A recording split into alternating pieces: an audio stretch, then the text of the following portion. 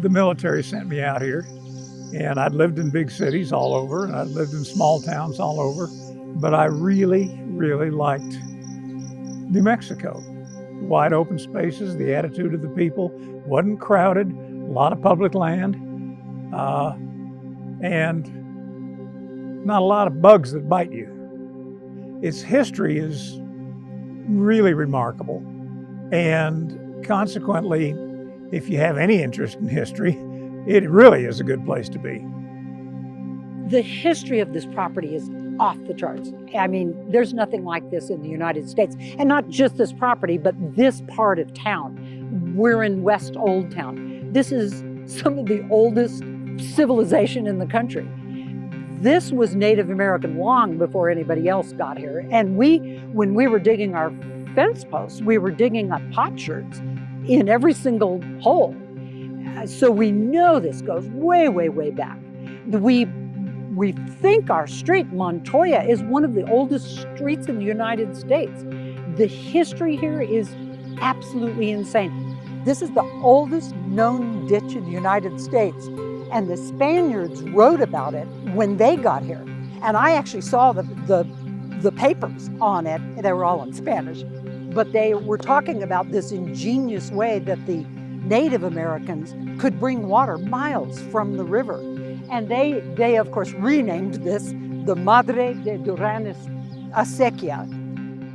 I'm Linda Thorne, and I was born and raised practically in this neighborhood. I've never lived more than about a half a mile from this spot in my entire life. And I was lucky enough to get this property when I was about 27 years old. Old Town Farm was a horse business for 35, 40 years. And when our daughter went away to college, it just seemed too quiet. And so we thought, okay, let's go take stuff to the farmer's market downtown, which we did for several years.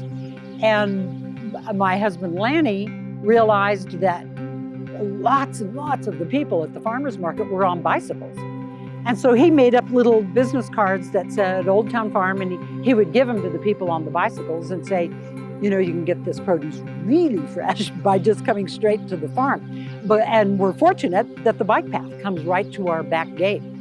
Well, they did come, and they came in large numbers. We were selling vegetables up at the farmer's market, and everybody was on a bike.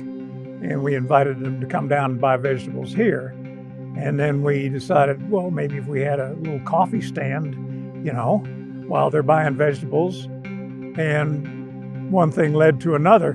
But what we found is that people who ride bikes, for the most part, are very positive in their outlook on life. They're energetic and active, and consequently, kind of fun people to have around. We started in 2012 with a little food truck, and because we had to have a commercial kitchen in order to do what we do, and so we got a food truck to comply with that regulation. Some of the guys at the county environmental health, it was their idea. They said, you know what, why don't you get somebody who owns a food truck to come in on the weekends and just cook from your garden. And so we called the one guy we knew who had this vegan food truck. And we said, would you be interested in coming and cooking? He called us back the next day and he said, why don't you just buy my truck?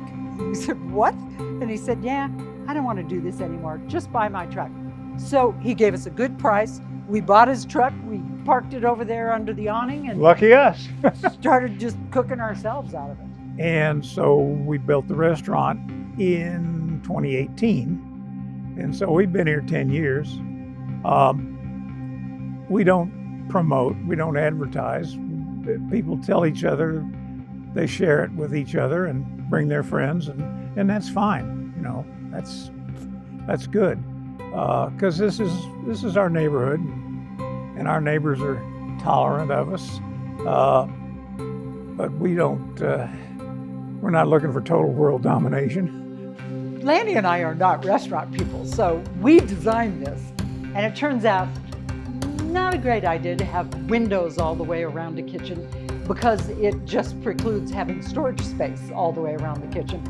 But as it turns out, everyone in the kitchen really loves it because they can see out and they can see everybody and they can see when a big group is coming so they can prepare. And everyone outside loves to see in because they can see everybody making the food and say hi to everybody. And yeah, we had to make the decision to either take this seriously or bag it. And we thought, okay, we're gonna take it seriously. We're gonna build a kitchen. And we built the kitchen and it just exploded. It just is amazing. It's great because there really is no destination in Albuquerque, even though we have more than 200 miles of bike trails in this city. There really isn't a destination just for cyclists. And this is it. The cyclists get that we made this for them. We allow cars, but that's secondary to the cyclists. They're our numero uno. And so the cyclists come and we just love it. And we have met the most fascinating people. For Lanny and for me, it's heaven because we just get to meet people, which is what we love to do. Both Linda and I had jobs where we were dealing with people all the time, meeting people. And so having a place where we can do the same thing without leaving home is really great. It's kind of a place where you can get away from it all without really getting very far away from it all. And people come here to relax and just hang out. And we don't see a lot of people arguing about things that everybody's being encouraged to argue about all the time in our society now. And so it's just a very pleasant place to chat with people and meet people and enjoy your life for however long you're here. I can honestly say we didn't plan any of this. In fact, people all the time say, how did you come up with this? And we always say, we so did not come up with this. This evolved completely organically. This happened on its own. And the people who come here and the people who work here are the ones who make this happen. And it's forever evolving. It is changing all the time. And it's changing based on what just happens naturally here and what people seem to want. Lanny and I are always trying to figure out why this works so well and why people are so comfortable and seemingly happy here. And there's some obvious reasons why. And one of them is, unlike most restaurants, we don't have walls. We don't have any particular place for anybody to sit. It's a big 12-acre property, and pretty much people can be wherever they want to be. And they can be as close to other people as they want, or they can be as far away from other people as they want. And they can be as close to the music as they want, or as far from the music as they want.